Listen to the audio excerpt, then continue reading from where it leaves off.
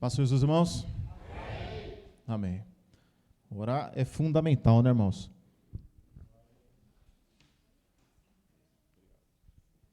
Oração é fundamental. Orar pelas crianças, né, irmãos?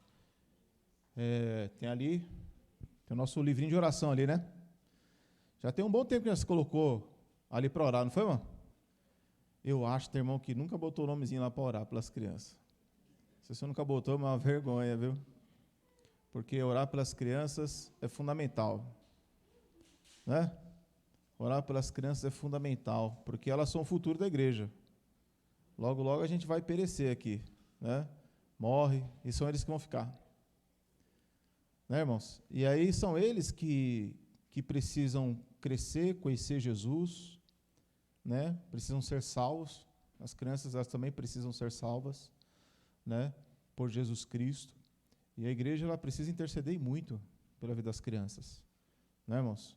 Se uma criança cresce e ela vai para o mundo, ela costuma dar um pouco de trabalho, né? Preocupação para os pais. E nenhum pai, nenhuma mãe quer que seu filho se desvie do evangelho, se desvie da igreja, né?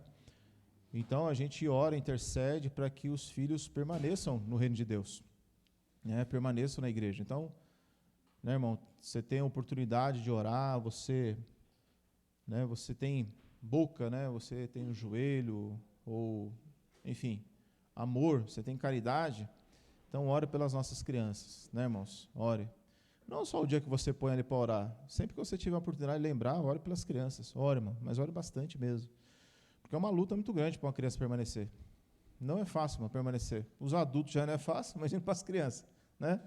Para um adulto que já, né, já é velho, barbado, tem dificuldade, imagine para uma criança, né, que ainda tem informação, tem um mundo inteiro se apresentando diante dela, o mundo inteiro, desejos, sonhos, amizades, né? As amizades corrompem demais a vida das nossas crianças. É uma batalha constante, irmão, constante mesmo, né? E um dia eu estava, quando meu filho nasceu, e aí o pai começa a pensar muita coisa, né? E eu pensei, meu Deus, o que eu quero que o meu filho seja, né? Olha só o tamanho do coração da pessoa pensar isso, né? O que eu quero que o meu filho seja, né? E aí o Espírito Santo me fez entender, falou, você tem que procurar que ele seja um bom cristão. Procure fazer ele ser um bom cristão, porque o resto, né, Jesus falou, buscai primeiramente o reino de Deus. E todas as coisas que Jesus falou, nunca vai faltar para ele. E eu falei, puxa, é verdade, né? Às vezes a gente, não que você não trace um plano, né, quer que seu filho faça isso, aquilo, outro, mas em primeiro lugar deve ser isso. Por quê? Porque se eles crescerem como cristãos, né, amando a Deus, então eles vão ser bons cidadãos dessa vida, porque um pai e uma mãe desejam que seus filhos sejam o quê? Boas pessoas, né? Você quer que seu filho case e gere filhos, quer que tenha uma boa esposa, um bom esposo, mas tudo isso depende do quê? Depende de Jesus estar dentro da pessoa, para ele ser um bom marido, para ser um bom filho, para ser, enfim, são muitas coisas, né, irmãos? Então, ore, irmão, ore, não só no dia que você colocar ali para poder orar, mas os outros dias também, né, irmão? Os outros dias também. E a lista tem daquele tamanho, né? Mas esses dias aí o Cláudio pegou aí, pediu uma lista aí que, meu Deus, acho que foi uns 60 crianças que ele colocou na lista dele lá. Bastante criança, né? Às vezes não está o nome ali, mas está o nome de um sobrinho, o nome de um neto. Irmãos, vamos orar. Em nome de Jesus, amém? Então eu já convido os irmãos, terça-feira, culto de oração. Amém, irmãos? Amém? É isso aí. Vamos orar, né, irmão? Em nome de Jesus. Agradecer a nosso Deus, né, irmãos, por todas as coisas, em nome de Jesus. Vamos agradecer ao Senhor Jesus. Espírito Santo de Deus, Pai de nosso Senhor Jesus Cristo, nós nos colocamos mais uma vez diante da sua presença, para que o Senhor possa nos ajudar, nos sustentar, nos fortalecer, nos animar a cada dia. Toma posse, Senhor Jesus, da vida e do coração de cada um dos meus irmãos. Nós precisamos do Senhor agindo e operando dentro do nosso ser, apagando todo o passado, nos revestindo do novo homem, que vive segundo a graça de Deus. Opera com poder, com graça, sobre nossas vidas, pois precisamos do Senhor agindo e operando dentro do nosso ser a cada dia. Ajuda-nos a guardar a sua palavra, o seu evangelho, pois somente ela, em nossos corações, é quem vai nos ajudar a vencer todo o mal, toda a tentação. Em nome de Jesus, faz uma obra poderosa sobre cada um de nós, em nome de Jesus Cristo. em nome de Jesus. Amém. Amém, irmãos. Glória a Jesus, irmãos. Os irmãos abrem 1 Pedro.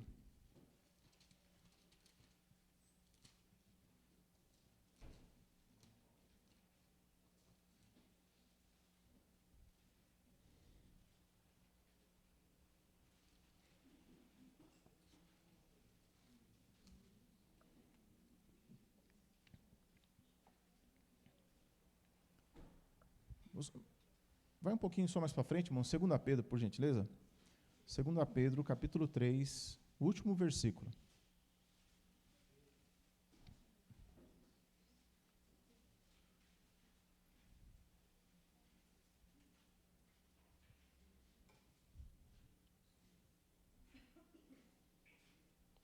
Todos acharam?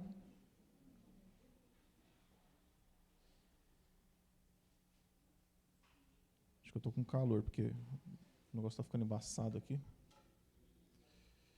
Vamos lá, 2 Pedro, capítulo 3, versículo 17, irmãos, primeiramente. Todos acharam? Diz assim: Vós, portanto, amados, sabendo isso de antemão, guardai-vos de que, pelo engano dos homens abomináveis, sejais juntamente arrebatados e decaiais da vossa firmeza. Então, em primeiro lugar, eu tenho que tomar cuidado para eu não cair da sua firmeza. Não é o que está escrito aí, ó? Não decaiais da vossa firmeza. Então, você está firme em Cristo, irmão? Se você está firme em Cristo, então você tem que tomar cuidado para você não ser arrebatado, né, irmão? Ser arrebatado e decaiais da vossa firmeza. 18, irmãos, todos juntos. Antes,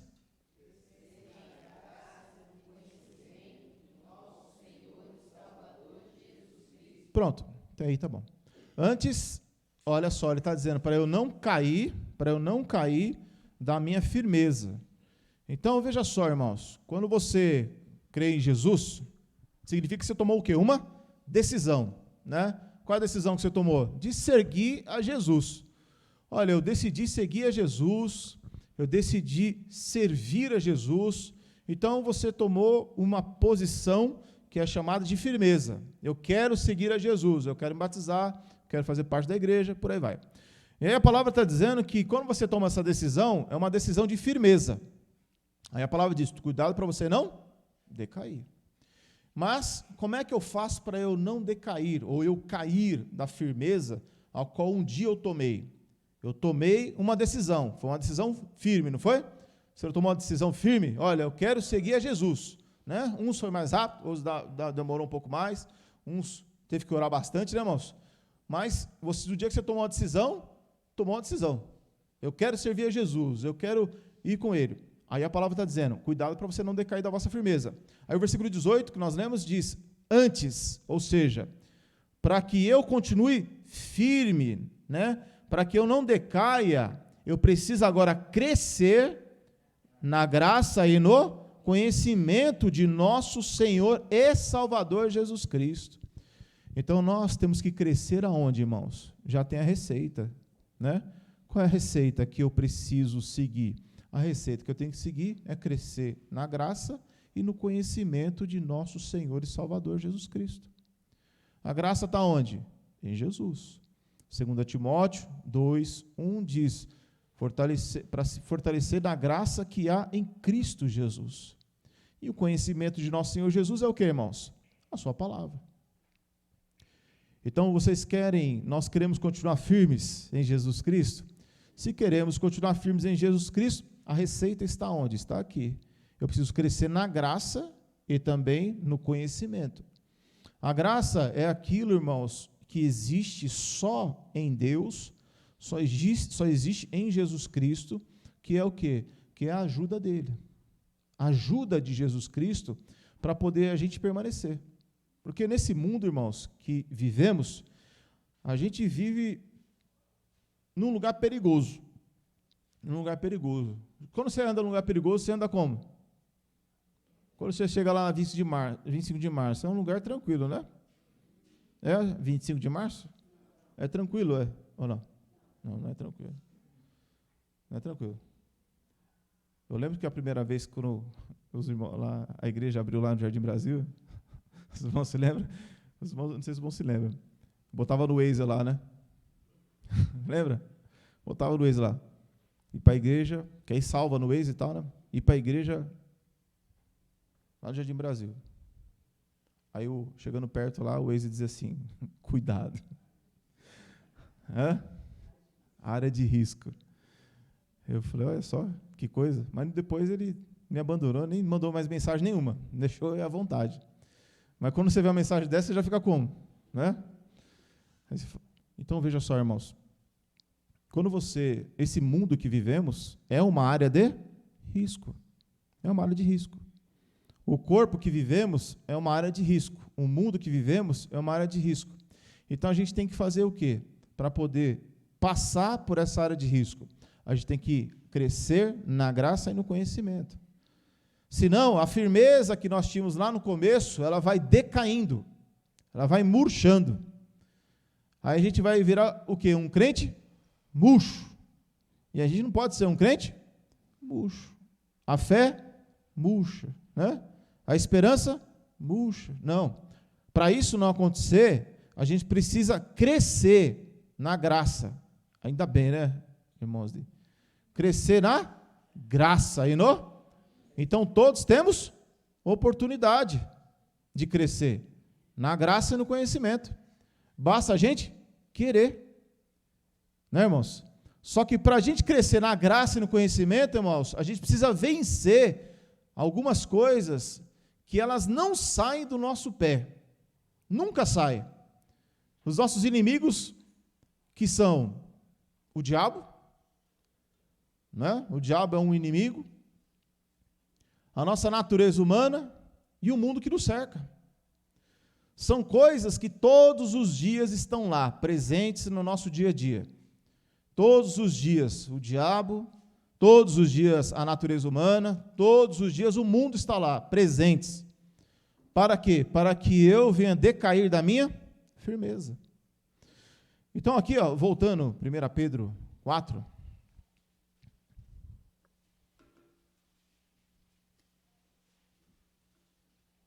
Vocês estão com calor, irmão? Só eu aqui. Quem está comigo aí? Eu vi bastante eu vou ligar aqui.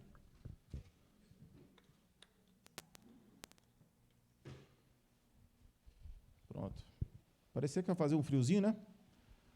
Mas era mentira da barata, não fez frio não. 1 Pedro, capítulo 4, versículo 12. Diz assim, amados, não estranheis a ardente, que vem sobre vós, para vos, como se coisa estranha vos acontecesse. Vamos ver todos juntos agora, irmãos? Amados,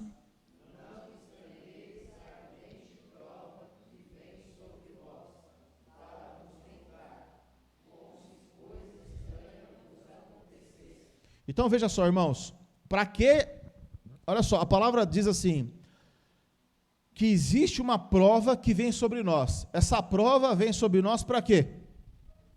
O que está escrito aí? Vamos ler de novo. 1, 2, 3. Amados.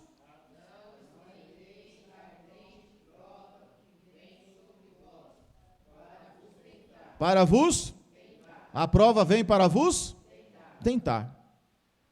Então, a prova, sabe quando você está passando por uma luta, aflição, e você diz o quê? Estou passando por uma prova, né? Estou passando por uma prova. Ou seja, você está passando por quê? Por uma dificuldade, por uma luta, por uma tribulação. Você está sendo o quê? Provado. Ou seja, você está sendo tentado. Vamos ler de novo, irmãos? Até sair todo o sono. 1, 2, 3.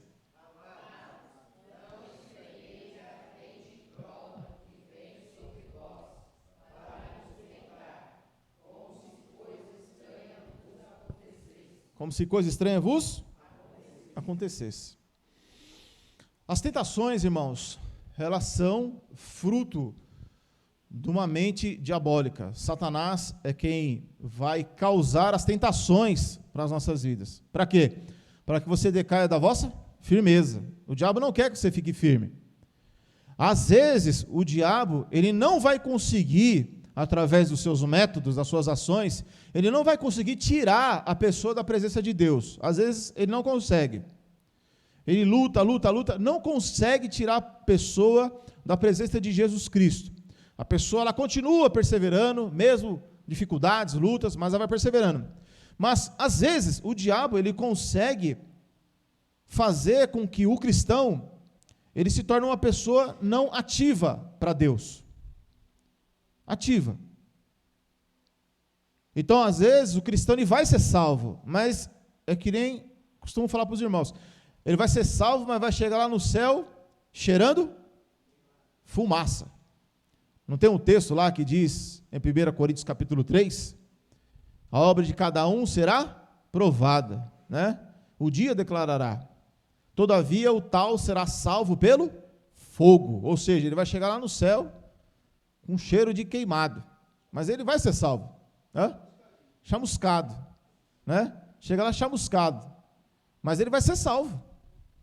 Porém, na terra, a vida que ele viveu foi no limite, do limite para baixo. Então, por quê? Porque o diabo, ele consegue, através das tentações, influenciar na vida do cristão, através da sua própria natureza humana, através do mundo, que começa a agir na vida da pessoa. Então, internamente, nós temos uma luta contra nós mesmos. Externamente, o diabo. Externamente, o mundo.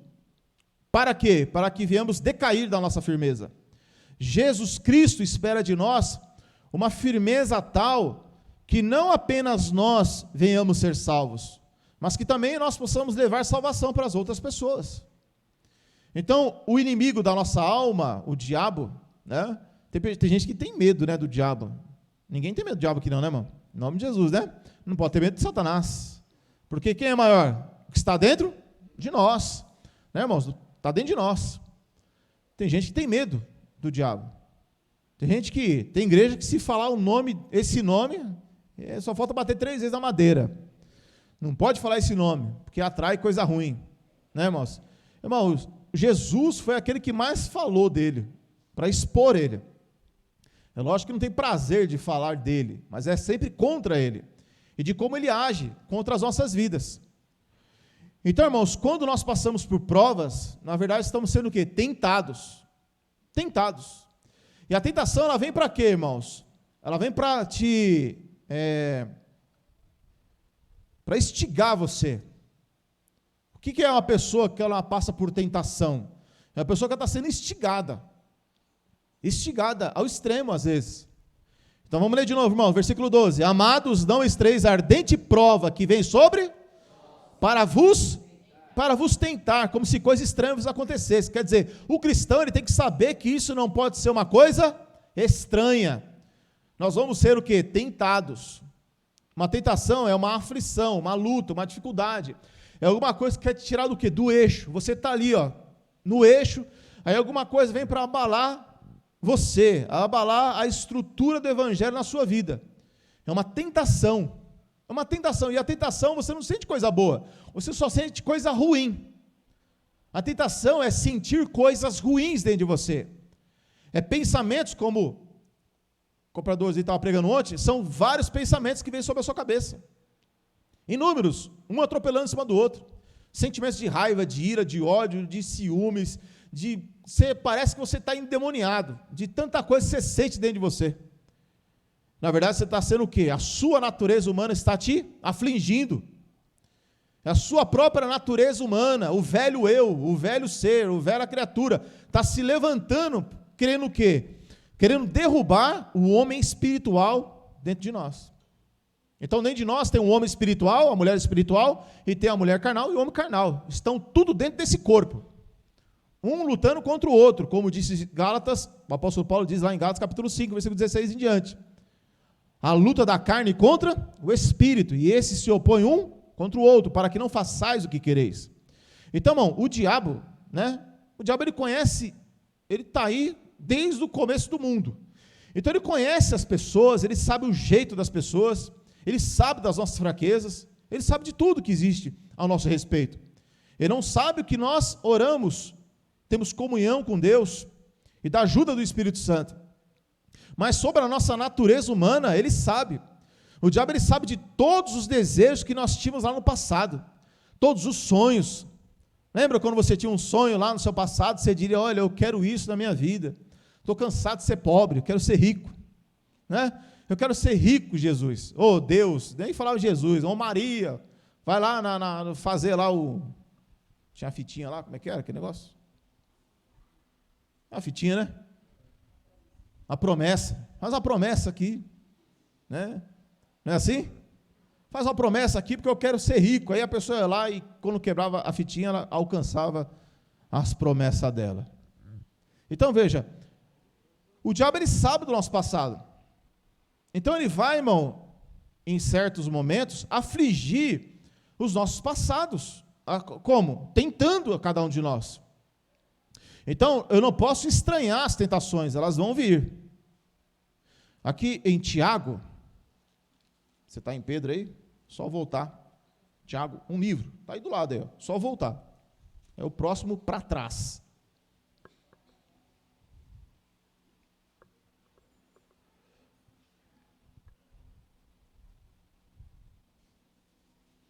Então, irmão, o diabo, ele causa o quê? Lá em, acho que é 1 Timóteo, não precisa abrir lá, mas 1 Timóteo 3, o apóstolo Paulo, ele fala assim, o apóstolo Paulo, ele manda Timóteo ver como é que os irmãos estavam de Tessalônica. É Tessalonicenses, né? Vocês acharam, irmão? Tiago, capítulo 1.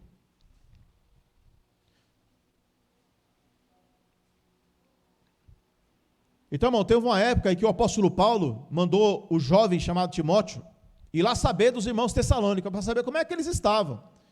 Porque Paulo tinha sofrido tanta tentação, tanta perseguição, que Paulo falou assim, olha, eu fiquei com medo que o tentador vos tentasse, né?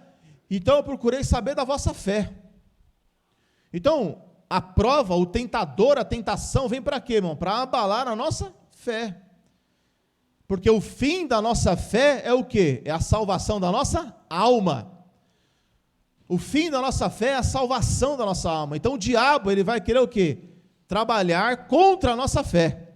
Ele vai usar o quê? A sua natureza humana, a minha natureza humana, o mundo, e ele mesmo vai agir nesse lado de cá, do lado de lá, para quê? Para poder diminuir a nossa fé, aniquilar a nossa fé, desmontar a nossa estrutura. Então, por isso que Jesus falou, que nós temos que estar vigilantes, vigiar e orar.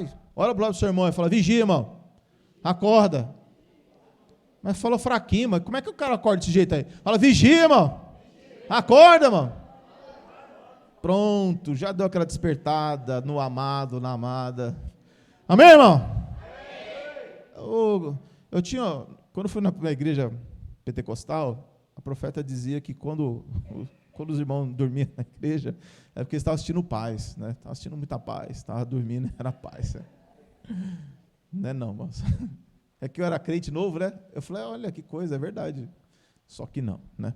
Não é não. Então, veja, irmãos.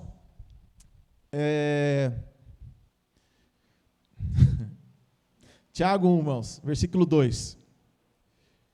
Diz assim, meus irmãos, tende grande gozo, grande alegria, quando cairdes, ou quando passares por várias, sabendo que a prova da vossa fé produz o quê? Paciência. Então quer dizer que nós vamos passar por várias tentações. A tentação não é coisa boa, é coisa ruim, é coisa do inimigo, como diz o povo aí, é coisa do inimigo, irmãos. Para quê? Para a sua fé ser abalada. Sua fé ser abalada. Então o diabo, ele vai vir com os dardos inflamados dele, querendo destruir a nossa vida, né, irmãos? Ele vai usar pessoas, para quê? Para fazer você ir pelo caminho errado. Todas as amizades, irmãos, isso aqui é bem sério, irmão. todas as pessoas, eu disse? Todas as pessoas que não servem ao único Deus verdadeiro, a vida eterna, todas as pessoas que não creem em Jesus Cristo, todas as pessoas que um dia não confessaram seus pecados, suas iniquidades, e reconheceram Jesus Cristo para salvar suas vidas, todas as pessoas, fiquem atentos. Todas. Pai e mãe? Sim. Filhos? Sim. Netos? Sim. Todos? Todos. Todos. Por quê? Porque se nós que servimos a Jesus, de vez em quando dá uma derrapada, fala o que não deve, age como não deveria agir, uma pessoa que não serve a Deus, automaticamente a palavra vai dizer que dentro dela existe o quê? Um espírito imundo. Essa é uma realidade que a gente tem que ter na nossa cabeça, irmãos. Amém? A gente não pode ter dúvida disso. Por quê, irmãos? Porque uma pessoa que não serve a Deus, ou ela serve a Deus ou ela serve ao diabo. Não existe várias religiões, só existe dois caminhos, o de Jesus e o resto. É o que a palavra vai ensinar. A palavra ensina o quê? Que existem dois caminhos, o de Jesus e o resto. O caminho de Jesus é um caminho em que, quando a pessoa ela passa pelas águas do batismo, a nova natureza entra dentro dela. Ela se converte. Uma pessoa que passa pelas águas do batismo e se converte a Jesus, a vida dela muda. Vai mudando. Se ela se prostituía, não vai se prostituir mais. Se ela mentia, não vai mentir mais. Se ela fofocava, não vai fofocar mais. Se ela adulterava, não vai adulterar mais. Ela vai mudar. É uma nova natureza. Essa é a pessoa que nasceu de novo. É uma nova criatura. Nasceu de novo. Vai ter fruto do Espírito. É isso que acontece quando a pessoa nasce de novo.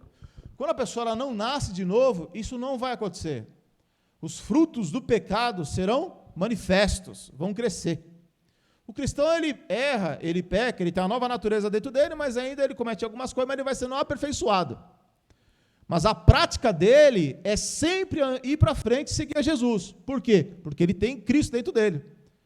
Sofre abalos, dificuldades, mas dentro dele ele vai seguir em frente. Uma pessoa que não nasceu de novo, irmãos, dentro dela está um espírito imundo, que Jesus disse. A velha criatura está reinando, o Adão está lá dentro, a força do pecado está lá dentro. Então, o diabo vai ter acesso a essas pessoas. Por quê? Porque ela não é espiritual, elas estão mortas diante de Deus. Sem Jesus, o mundo está morto, as pessoas estão mortas.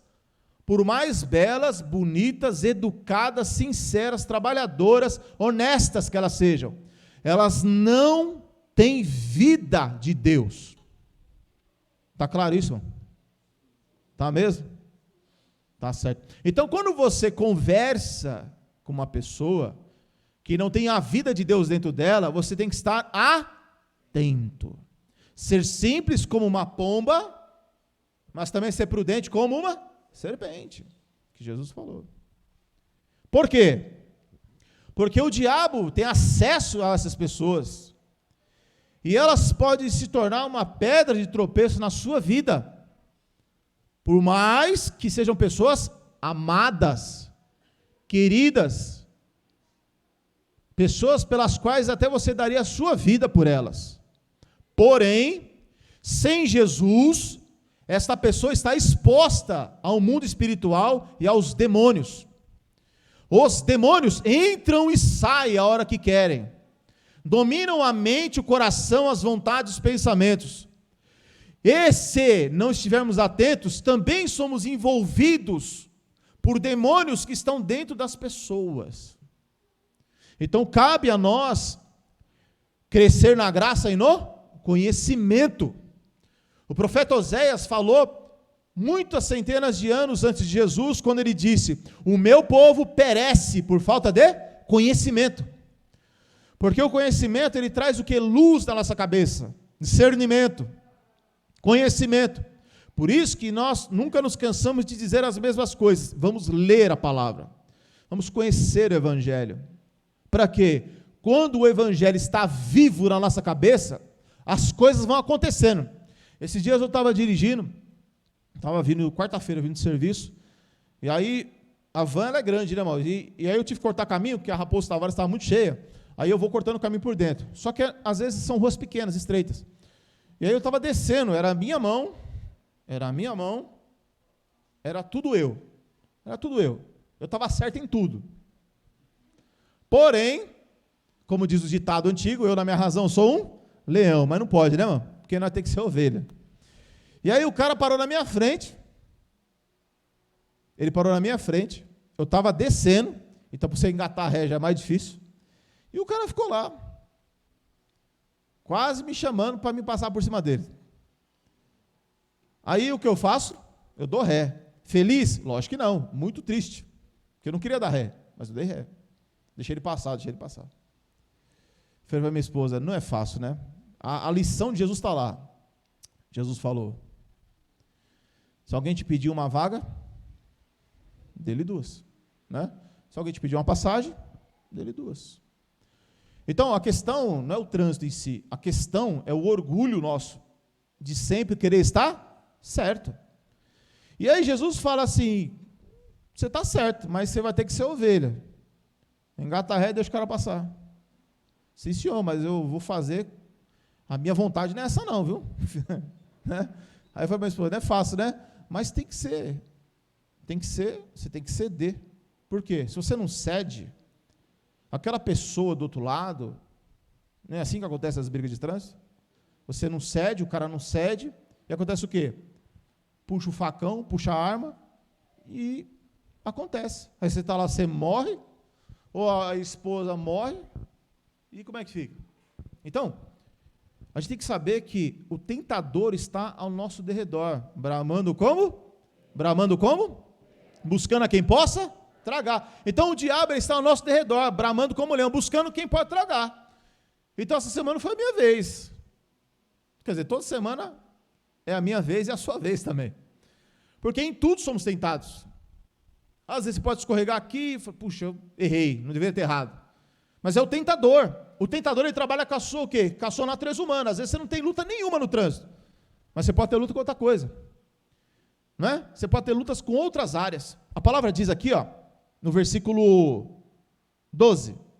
Aí de Tiago mesmo, né?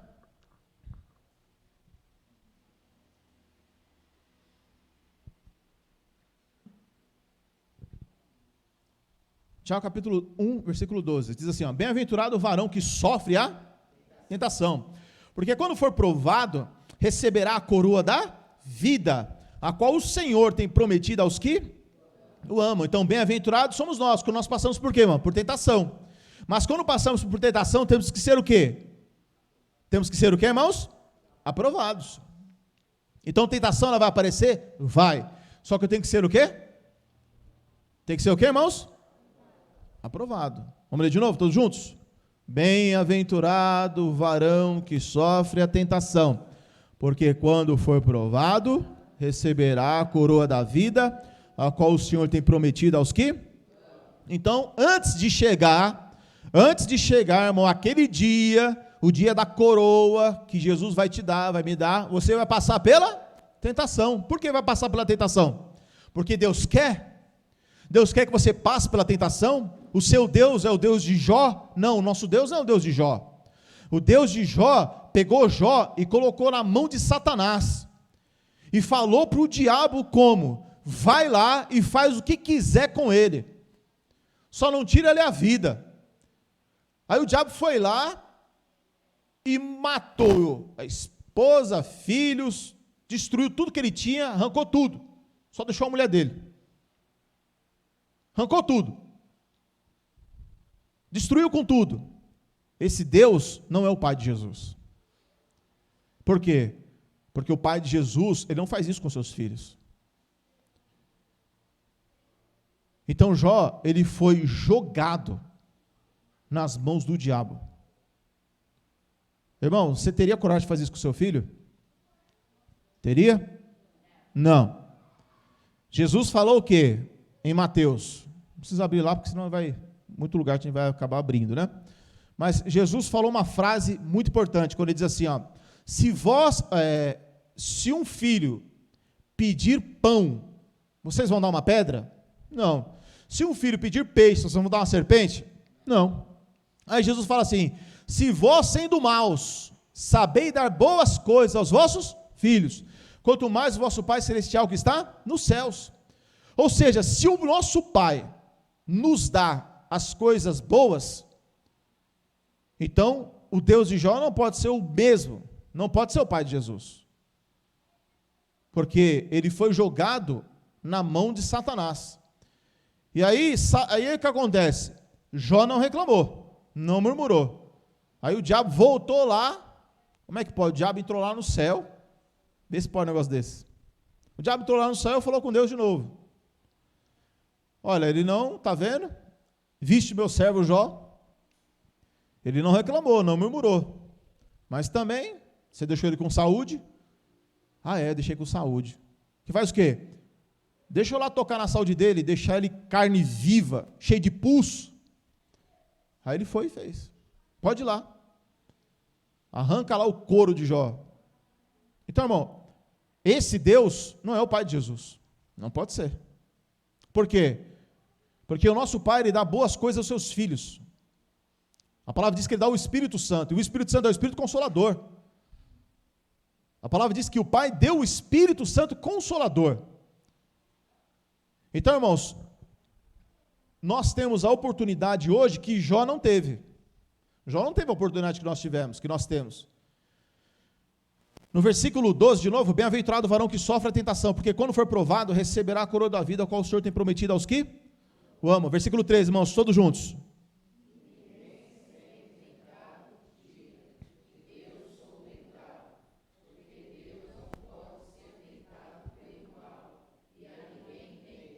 E a ninguém?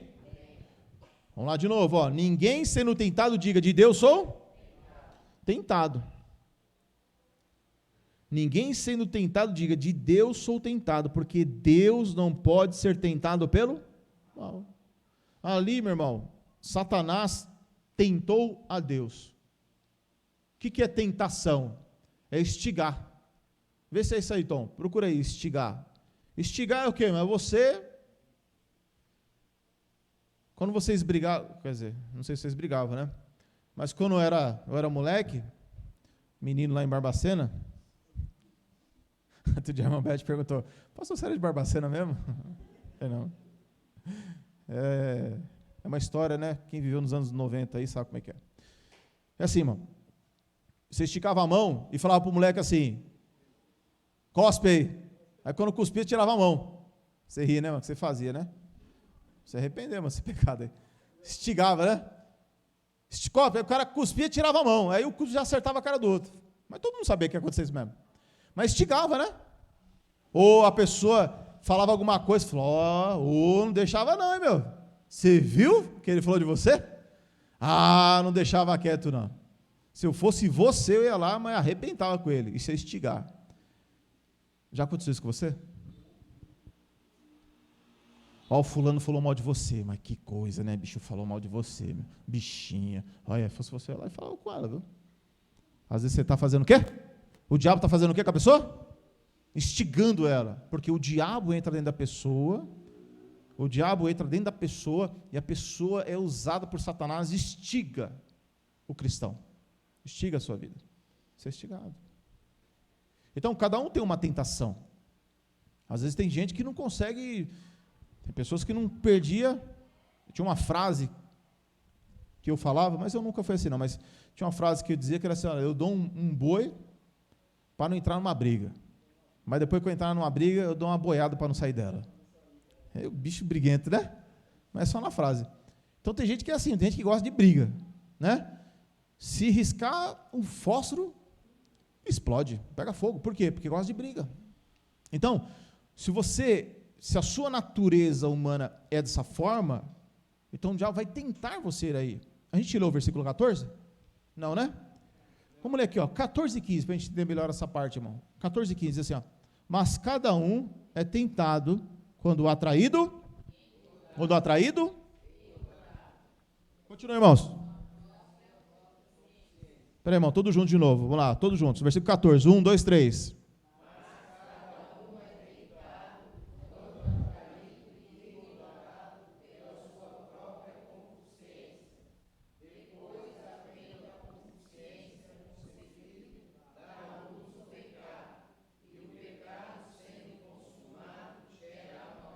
Gera o quê? Vou ler de novo, irmãos. Cada um é tentado. Quando que nós somos tentados? Quando atraído é engodado. O que é engodado? Seduzido. Cada um é atraído e seduzido pela sua própria concupiscência. Então o diabo ele vai trabalhar através do quê? Da sua cobiça. Qual é o meu desejo? Qual é a minha cobiça? O diabo vai trabalhar nessa cobiça. Qual é o seu sonho? Ele vai trabalhar nesse sonho. Então o diabo ele trabalha através do quê? Daquilo que desejamos, daquilo que queremos. Às vezes o que queremos é certo, não é pecado o que queremos. Mas aquilo que queremos, para chegar lá, o diabo pode colocar o quê? Tentações. Às vezes, para mim alcançar alguma coisa, eu tenho que dar 10 passos. Aí o diabo chega e faz uma tentação. Olha, se você der um passo, eu te ajudo, e você não precisa dar os outros 9. Eu vou facilitar o caminho para você. Como Jesus lá no deserto. Se prostrares aos meus pés, o diabo falou para Jesus, tudo isso eu te darei. Você não veio salvar o mundo? Aqui, eu vou te dar o mundo todo. Não precisa ir para a cruz, não precisa morrer. Não precisa sofrer. Não precisa orar, não precisa ir para a igreja, não precisa se arrepender. Isso aí com a gente, né? A gente não precisa fazer nada disso. Então, o diabo é aquele que vai colocar-se entre nós, vou falar igual o pentecostal, entre nós e a bênção. Nós está aqui, a bênção está ali. A bênção está lá em Oriximiná, na verdade, né? Mas nós estamos aqui e a bênção está aqui na nossa frente.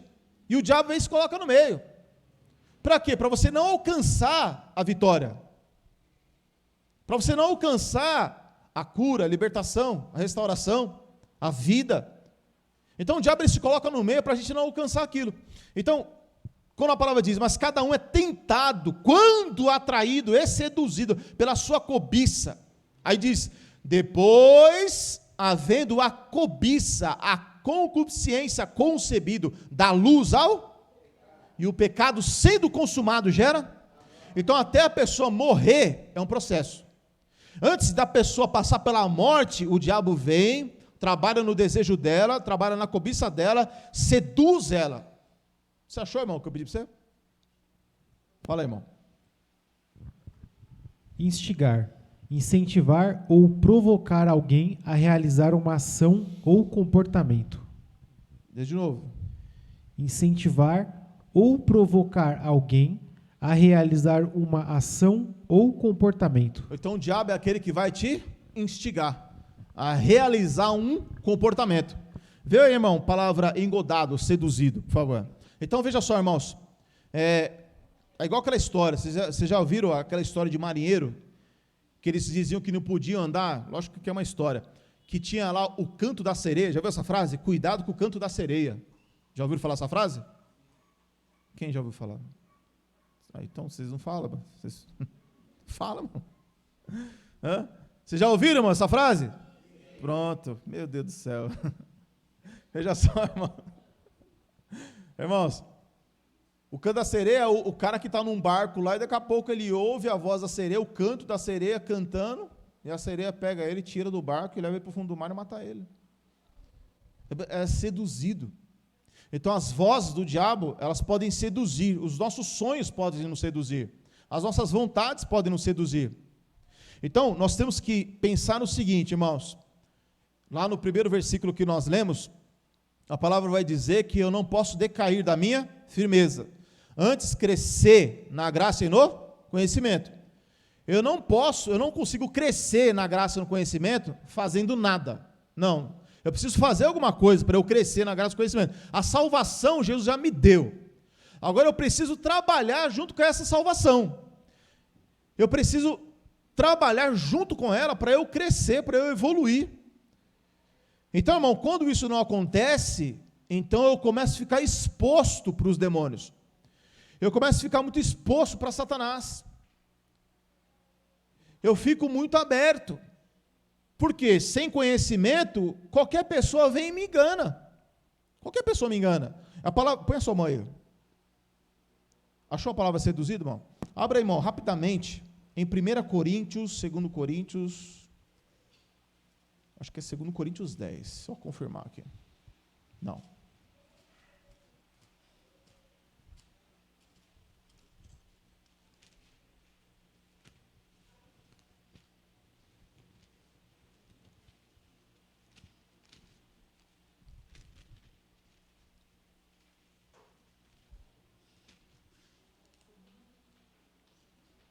Como é que o vento está me ajudando aqui, ó?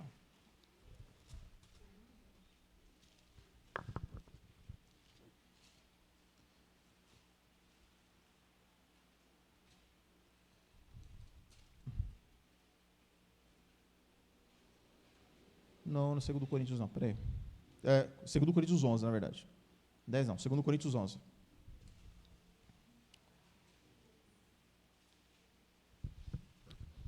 Então a palavra nós lemos agora, lá em Tiago, né, irmãos? Que cada um é tentado quando atraído e engodado pela sua própria concupiscência. E havendo a concupiscência concebido, dá luz o pecado. Quer dizer que o pecado ele fica onde, irmão? Ele fica dentro de nós, trabalhando. Tem pecado, irmão, que fica na nossa vida. Me lembra aí, Tom, você tem que ler o negócio, tá? Senão eu esqueço. Tem pecado, irmão, que fica lá dentro de nós. Um sonho. Eu tenho um sonho na minha vida. Que sonho que você tem? Olha, eu tenho um sonho de ser uma pessoa muito rica. Eu tenho um sonho de ter muito dinheiro. Esse sonho nunca saiu do meu coração. Então, o diabo ele pode trabalhar nesse seu coração para quê? Para você alcançar isso. Através do quê? De meios que não sejam cristãos. Porque se a pessoa alcança alguma coisa, bens, alguma coisa que não seja pelo trabalho, ela vai alcançar através do quê? Hoje em dia a pessoa quer ganhar dinheiro fácil, né? Dinheiro fácil. Vai chegando no final do ano, tem o que está chegando no final do ano agora aí? A mega cena da virada. Milhões e milhões. Essa é a minha oportunidade de sair dessa pobreza. Ora por mim, irmão, para eu ganhar. Quem quiser oração pode vir. Eu vou orar, ao contrário, né? Então, é lógico, irmãos, as pessoas elas têm esse desejo, vontade, dinheiro fácil, jogo, meu Deus do céu, como tem jogo hoje em dia, é a tal das bets, a única bet é essa aqui, ó, o resto não presta, né? Não tem as agora, chama de bet, né? Não é isso? É as bets, para ganhar o quê? Dinheiro fácil. Você vai lá, baixa no celular lá um negócio lá e tome dinheiro para cá, tome dinheiro para cá, daqui a pouco você está o quê? Enforcado. Por quê? Dinheiro fácil. Não é assim? É, irmão. Dinheiro fácil. A pessoa às vezes ela tem dificuldade. Por quê? Porque o coração ele começa a trabalhar dentro da pessoa. E é um negocinho que ninguém sabe agora, né? Antigamente você tinha que ir no bingo, você tinha que sair do seu lugar e ir lá no bingo, né? Hoje você não, hoje você baixa lá no aplicativo do seu celular, facinho, vem e mexe, aparece para mim lá o joguinho. O jogo do tigre, né? Que é o leão, bruscando a quem possa tragar. As pessoas elas vão achando facilidades para quê? Para ter dinheiro, e são coisas viciantes. Esses dias eu falei para os irmãos aqui que saiu uma pesquisa que os evangélicos estão mais viciados nesses jogos do que os católicos. Os crentes estão mais viciados nisso do que os católicos. Viciado, um vício, ou seja, cada um é tentado quando atraído e engodado pela sua própria cobiça. Uma vez eu passei em frente à casa lotérica e aí veio aquela sugestão na minha cabeça, vai e faz uma fezinha. Eu falei, sai para lá, mano, tá doido, isso é na minha cabeça. Às vezes o pessoal pensa, você é doido, né? Você fala, sai, diabo, em nome de Jesus. Aí você sai, vai andando. Na outra semana, na lotérica que eu fui tentado a jogar, vi a sugestão, quer dizer, nem fui tentado, porque eu nem senti desejo de nada. Na outra semana, o que saiu lá? A quina. Aí o diabo falou, o quê? Tá vendo? Era sua. Essa quina que saiu aí na casa lotérica aí, era para ser sua. Falei, que mentiroso, né? Se eu jogasse, eu ia perder, né? Eu ia tentar de novo, ia perder de novo. O diabo é inteligente, mano. Então, às vezes, o diabo ele tenta você, ou fala alguma coisa, mas você não é tentado naquilo ainda. Você não cai nisso daí. Agora, naquilo que você tem fraqueza, o diabo vai tentar você. Às vezes, o homem, ele não tem tentação com uma outra mulher. Às vezes ele pode ser uma tentação, mas o homem às vezes não tem tentação com a mulher. Tem homem que tem muita tentação com mulher. Muita. Muita. Então o diabo vai trabalhar onde? Naquilo ali. Naquela área. Às vezes o homem ele não quer, tem tentação com mulher, mas vai ter tentação com outra coisa. Outra coisa vai mexer com ele. Então, bom, quais são os desejos que estão dentro de nós? As nossas vontades maiores, aquilo que é a inclinação nossa maior para o pecado, o diabo vai trabalhar justamente ali.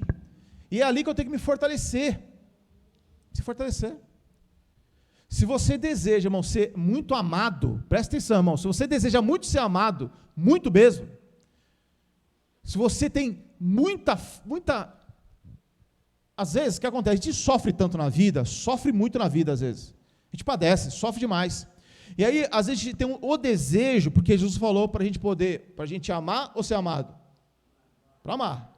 Jesus não deu um mandamento para ser amado, ele falou para amar, que é difícil, né? Porque quando a gente ama, a gente sempre espera o quê?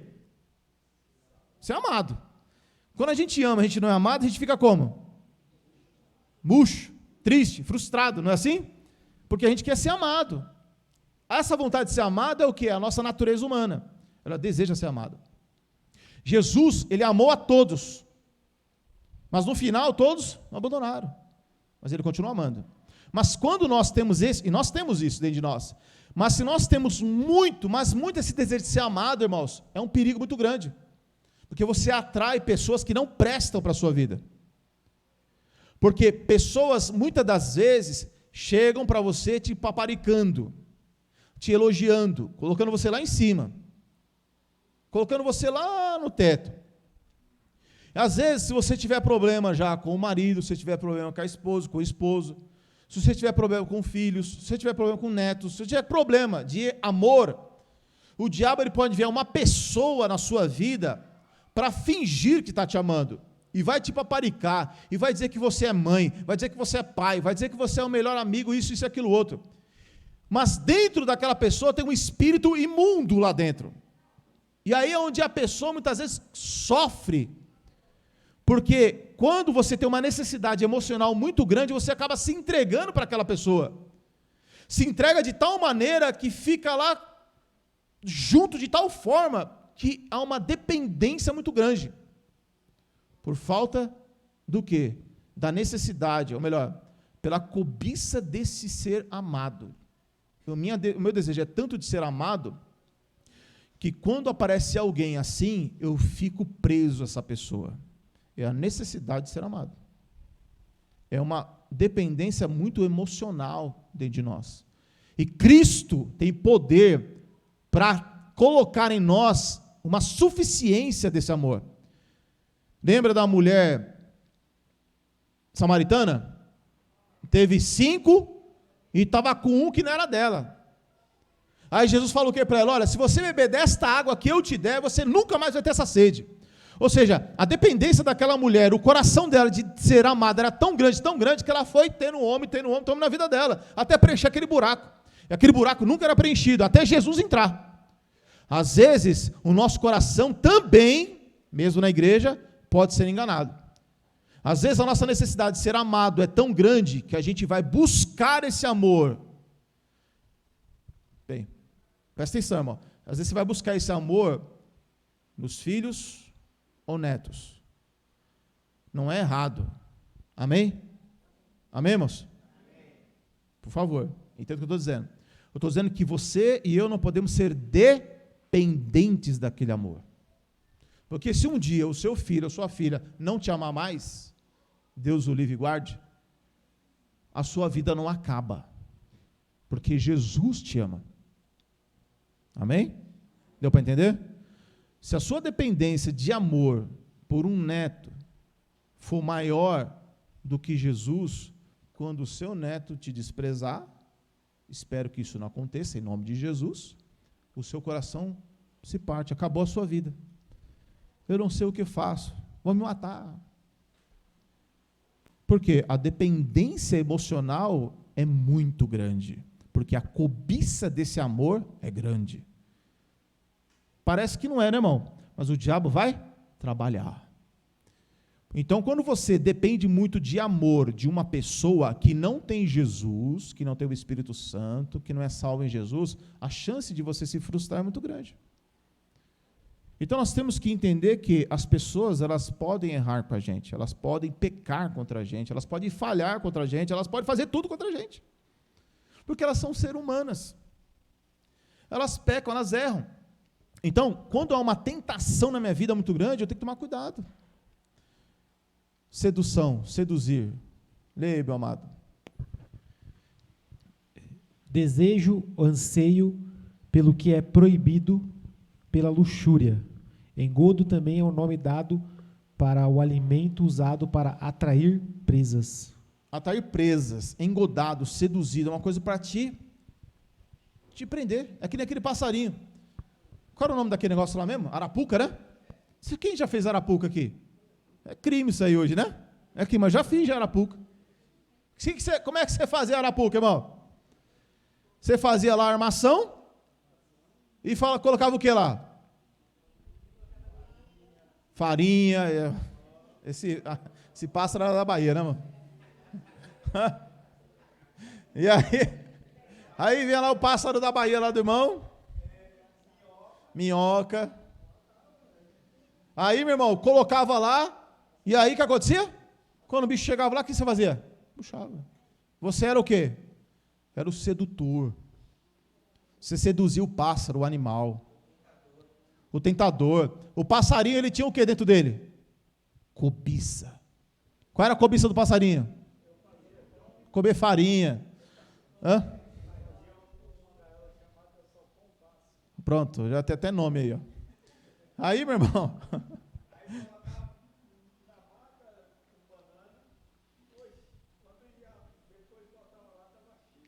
cheio, você ficava feliz. O diabo fica feliz, né, irmão? Quando também ele consegue fazer o quê? Colocar a isca, a minhoca, a farinha, o prato de lentilha, para seduzir a gente. Então o diabo não vai colocar uma coisa que você não gosta, vai colocar uma coisa que você gosta. Uma coisa que a sua carne quer. Então, sedução é isso. Então veja, irmãos, esse relógio é uma tentação para mim. 2 Coríntios, irmãos. O Lotinho, você adiantou esse relógio? Fala a verdade, irmão. 2 Coríntios 11, irmão, senão, irmão, eu queria lá no texto do Antigo Testamento, não vai dar. Eu queria mostrar para os irmãos, Davi, irmãos, Davi é um profeta, ele era um profeta usado pelo pai de Jesus, muitas vezes, Davi. Porém, Davi, irmão, ele sofria na mão do Deus do Velho Testamento. Sofria também. Ele deu umas erradas lá, mas ele sofria também, irmãos. Mas aqui, ó, dá uma lida aqui interessante, irmãos. 2 Coríntios, capítulo 11, versículo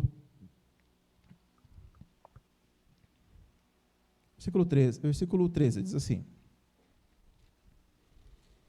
pois tais falsos apóstolos são obreiros fraudulentos, transfigurando-se em apóstolos. Olha só. Olha que tentação é essa, irmãos. Por isso que nós temos que ter atenção. Porque existe pessoas que vão transfigurar-se. O que significa isso? Transfigurar. Vão parecer apóstolos de Cristo. Olha o versículo 14, irmãos. Como é que diz aí? E não é? Maravilha. Porque o próprio Satanás se transfigura em anjo. Se o próprio diabo se transfigura em anjo de luz, irmãos. Olha o versículo 15. E não é muito, pois, que os seus... ministros de quem? Do diabo. E não é muito que seus ministros se transfigurem em ministros, o fim dos quais será conforme as suas. Então tem muito ministro de Satanás, que parece ser ministro de Deus, tem cara de ser filho de Deus, mas é ministro do diabo. Porque o ministro de Satanás, ele não chega e diz assim: oi, eu sou ministro de Satanás, tudo bem com vocês? Ele fala assim? Não, ele fala como? A paz do Senhor, irmão. Paz de Jesus. Deus é muito bom, Jesus é maravilhoso. Não é assim? É, irmão. Se você abrir a porta da sua casa lá para um testemunho de Jeová, se você abrir a porta para os mormons, se você abrir a porta lá para o Adventista do Sétimo Dia, se você abrir a porta para um, sei lá, católico, se você abrir a porta para o espírita, seja aquele religião que for, todos eles vão ser o quê? Bem educados. E eles são educados. São muito educados. E vão falar de quem todos esses aí que eu estou falando? De Jesus. Mas lá no meio, o que está lá no meio? O diabo. E cada um vai colocar o quê? O seu demônio lá. O seu demônio. Então se transfigura. Então, às vezes a pessoa fala assim, poxa, eu precisava de oração, está lá no hospital, e veio aqui uns crentes, depois veio o espírita, depois veio não sei o quê, não é assim? E a pessoa vai lá e recebe oração lá do espírita, recebe oração do macumbeiro, recebe oração. Eu já vi isso aí no hospital várias vezes, a pessoa fala assim, se não fizer bem, também não vai fazer mal não, né? E a pessoa está lá no hospital porque ela está precisando no hospital. Ela está lá toda quebrada, está lá toda enferma, e aí passa lá um monte de gente, fala assim, deixa eu orar por você, deixa eu abençoar a sua vida. A pessoa, não, é benção, então ora por mim. Aí naquela oração a pessoa fala, eu oro aqui em nome de Jeová. O outro fala assim, eu oro aqui em Seixenoê, eu oro aqui em nome de Buda, eu oro aqui em nome de Maria, eu oro... Põe Jesus no meio, mas também coloca outras coisas lá no meio. Por quê? Porque o diabo vai usar, e esse engano é muito forte. É muito forte, mano. Por quê? Porque são obreiros fraudulentos, eles se transfiguram. Quando uma pessoa se transfigura em anjo de luz, se transfigura em apóstolo de Cristo, você precisa ter o discernimento do Espírito, para você discernir. Discernir o quê? Se aquilo ali realmente é de Deus ou não. Porque vai ter muitas pessoas que vão passar pela nossa vida. Muitas. Minha esposa trabalha, não está aqui, mas minha esposa trabalhava numa empresa, e lá na empresa dela, a patroa dela, às vezes viajava, ia para um canto, ia para o outro, e trazia os negócios para ela. Falava, minha senhora, obrigado, fulano de tal, mas eu não acredito nessas coisas, não. Eu só creio em Jesus. Não, mas tu não crê em Maria? Eu creio, mas eu creio que ela foi serva de Jesus, tudo, mas ela não pode salvar. Aliás, o Papa falou isso esses dias, né? O Papa falou isso esses dias, irmãos. Que dia que foi? Uns 10 dias o Papa. O Papa chegou e falou para todo mundo. Olha, gente, Jesus é o único que salva. Tem que parar um pouco de venerar Maria. O Papa falou isso aí. Aí, o que aconteceu ontem? Lá no Ceará? Uma estátua de 54 metros de Maria. 54 metros de Maria. Fizeram uma estátua enorme lá. Hã? Maior do que o Cristo Redentor. O Cristo Redentor tem uns 30 e pouco, 38. Fizeram de Maria. Quer dizer, o Papa falando, ninguém liga. Então, essas imagens de escultura que mais tem hoje em dia. O Brasil é o país mais católico do mundo até hoje, irmãos. Até hoje, o país mais católico do mundo é o Brasil. É o Brasil. Então, não, mas todo lugar tem. Mas essa daí é a maior que tem lá no Ceará, lá. Essas outras aí não chegam nem perto, nem do Cristo Redentor. Mas não chega nem perto. Então, irmãos, quando a palavra diz que existem obreiros fraudulentos, e os seus ministros se transfiguram em ministros da justiça, então nós temos que estar sempre atentos. Agora, como é que eu vou ter atenção? Como é que eu vou ter cuidado se eu não buscar o conhecimento? Se eu não crescer na graça? Então eu preciso. De repente a pessoa começa a bater o pé lá para você e dizer, ei, xiricanta lá, é isso que eu te digo. Né? E começar a profetizar e falar e rodopiar. Se o cristão não tiver discernimento, o que acontece? Ele acredita naquilo ali. Olha, o fulano profetizou na minha vida lá que vai acontecer um negócio ruim. E aí se o crente não tem discernimento, não conhece a palavra, não estuda o evangelho, fica aí panguando o ano inteiro na vida. E, meu irmão, o que acontece? Ele é roubado. Roubado. Por que ele é roubado? Porque faltou conhecimento. Então, irmão, quando nós somos tentados de várias formas, nas várias áreas. Não vai dar para mim ir lá, ou dá para mim ir? Esse assunto é bem vasto, né? Mas eu queria mostrar um negócio para os irmãos lá. Importante. Faz tanto tempo que eu leio isso aqui, meu. Deixa eu ver se eu lembro, né? Acho que é Samuel. Acho que é 1 Samuel. Último capítulo. Eu acho.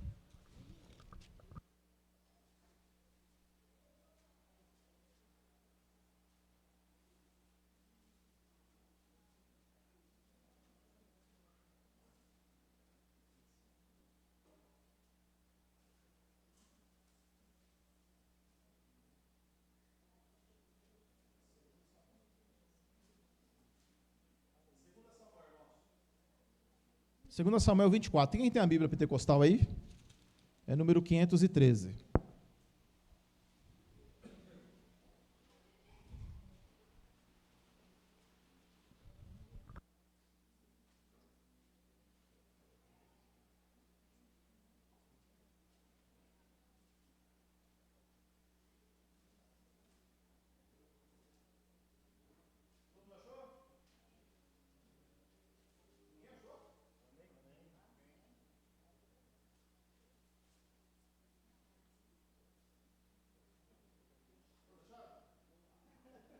Vamos lá, 2 Samuel 24.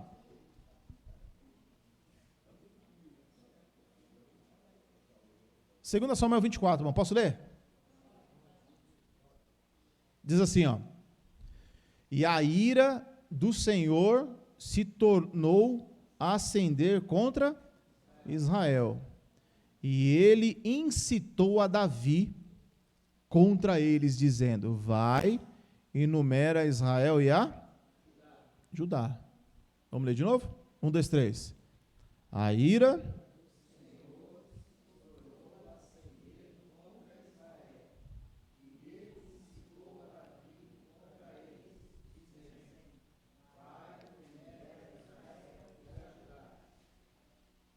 Veja só, irmãos. Quem é que incitou Davi aqui? O que significa incitar?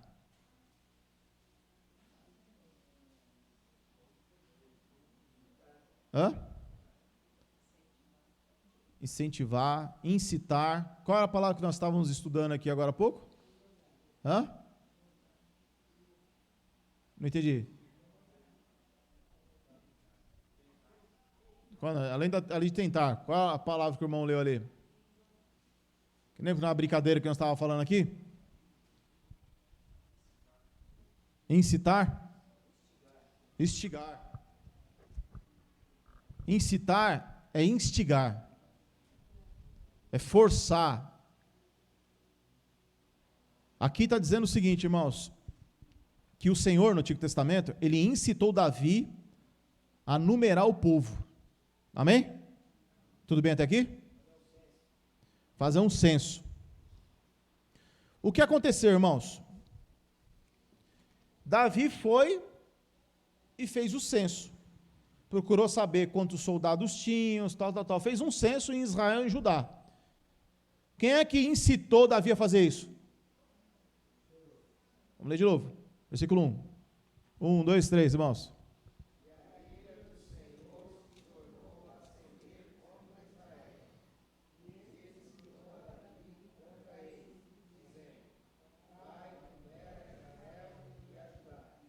Quem é que incitou Davi a fazer o censo? Enumerar? O Senhor. Davi fez o quê? Obedeceu. Tá certo? Obedeceu.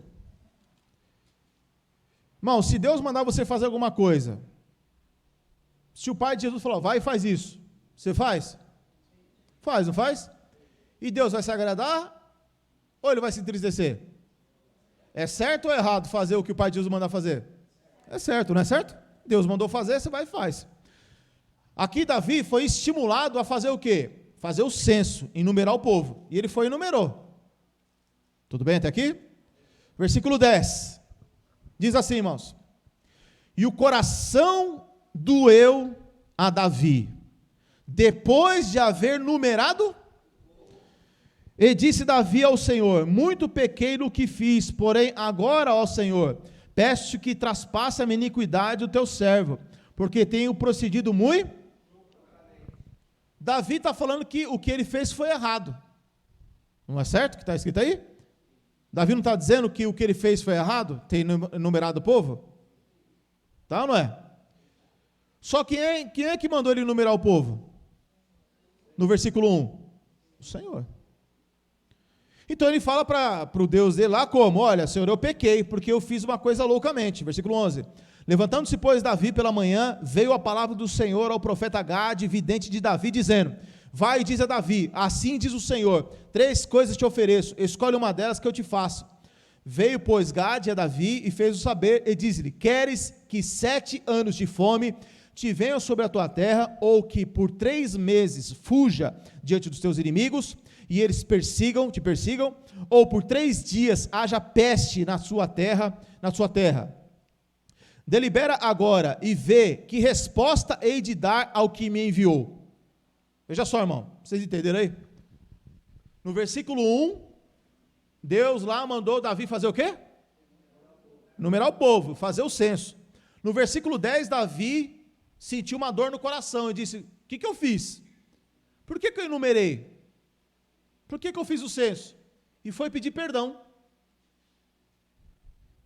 Aí, quando ele pede perdão, o ser que mandou ele lá fazer a numeração, fazer o censo, ele mesmo falou: por que você fez isso? Agora eu tenho 3 coisas para te fazer, escolhe uma delas: fome, perseguição ou uma peste sobre o povo. Vocês entenderam, irmão? Do mal. Esse Deus fez ele numerar, e esse mesmo Deus que fez ele numerar falou que ele estava pecando, só que Davi estava obedecendo ele. Lê o versículo 1 de novo, irmãos, 1, 2, 3. De novo, peraí, 1, 2, 3.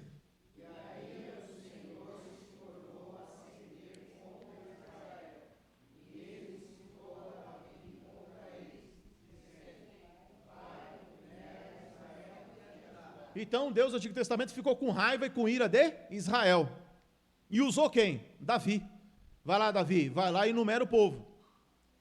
Aí Davi foi lá e obedeceu. Só que o que aconteceu? Davi pecou fazendo isso. Só que quem estimulou ele, quem incentivou ele a fazer isso? O Senhor deles lá. Agora eu pergunto, quem é que fez isso de verdade? Foi o Pai de Jesus? Não foi. Olha o versículo 15. E enviou o Senhor a peste a Israel, desde pela manhã até o tempo determinado, e de Dan até Berseba, e morreram 70.000 homens estendendo, pois, o anjo a sua mão sobre Jerusalém para destruir. O Senhor se arrependeu? Olha que coisa louca, irmão.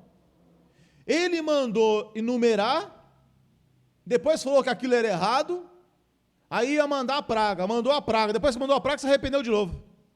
Esse é o Deus do Velho Testamento. Quem fala isso aí é Davi, né? Então ele falou: é melhor cair na mão dele. Então veja, irmãos, põe a sua mão aí, vamos terminar aqui, ó, por causa do horário, já passou. Põe a sua mão aí, ó. Depois de 2 Samuel, é 1 Reis, vai indo aí, ó. 1 Reis, 2 Reis e Crônicas. Você está em 2 Samuel, 1 Reis, 2 Reis, 1 Crônicas, capítulo 21. É o mesmo texto, só que aqui fala quem é. Aí o povo da internet não entende, né? O Tom é uma benção, irmão. Ele pegou a parte que eu falo um negócio, onde eu falo que o outro não é o Pai de Jesus. E aí ele falou: vou botar essa parte aqui porque é a melhor. Aí os caras ficam lá me xingando. E aí, deu bastante visualização, né? 13 mil, 14 mil visualização lá. Tem bastante curtida lá, mas também tem bastante reclamação lá. Mas é assim mesmo, né, irmão? É só o povo ler. Ó, só ler aqui, ó. 1 Crônicas, capítulo 21. É o mesmo texto, irmão. O que está escrito no cabeçalho do texto aí?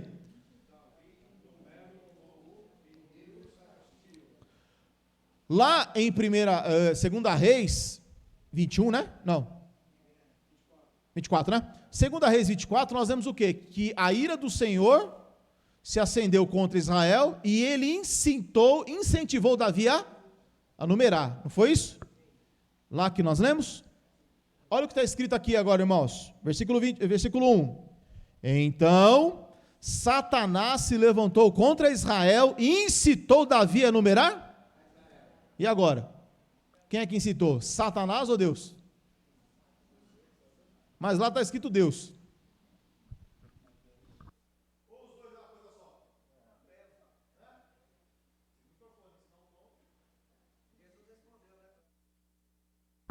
E aí, meus irmãos?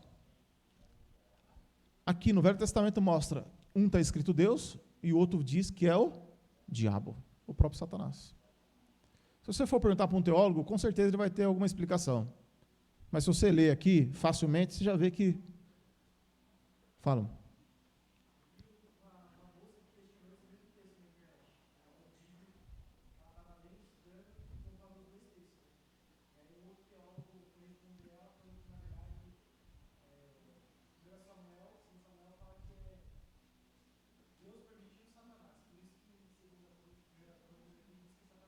Certo. E o microfone, ó, abençoado, você esqueceu, né? Esqueci. Em um vídeo que eu vi na internet, né, uma moça está estudando e lê esses dois textos, e ela questiona por que lá diz o Senhor e aqui diz Satanás. E aí um teólogo lá foi responder ela e diz, né, que lá no primeiro texto, Deus permitindo que Satanás incitasse. Por isso que em 1 Crônicas é colocado Satanás. Então ele dá uma volta a teologia fala, a teologia diz que o diabo é o diabo de Deus. É isso que a teologia fala. Que o diabo está a serviço de Deus. Esse pensamento é o pensamento judaico. O judeu pensa assim. O judeu, ele acredita que o diabo é um instrumento na mão de Deus. O judeu pensa desse jeito. Através desses textos, todo judeu acredita que Satanás, na verdade, ele é um funcionário de Deus. Você sabia disso? O judeu pensa assim. E os crentes também? Creem assim.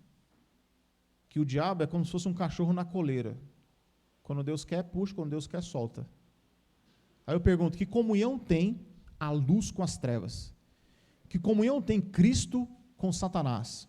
O Novo Testamento diz que não tem? Nenhuma. Jesus falou que o diabo, Satanás, nada tem em mim. Então, irmão, o Novo Testamento revela muitas coisas mesmo. Amém, irmãos? Mas, por favor, irmão, não pega esses dois textos que eu dei aqui para os irmãos, não sai falando não, tá? Amém, irmão? Cuidado. Essas coisas aqui que eu estou mostrando para os irmãos, toma cuidado para não causar tumulto. Amém, irmão? Não cause tumulto. É só para a gente ter mais consciência de algumas coisas, tá bom? Se uma pessoa quiser conhecer Jesus, irmão, dá só um farelinho para ela. Quer conhecer Jesus mesmo? Vai para a igreja. Vai lá para a igreja. Ah, não, irmão, várias vezes, várias pessoas já fizeram isso aí, de que quer conhecer, fala para mim, fala, não, vai para a igreja. Chega lá, tu aprende lá com os irmãos. Né? Tem gente que só quer, irmão, só quer conhecer. Não quer servir Jesus, não. Aí sai fora, né? Não tem como, não. Vamos orar agradecendo a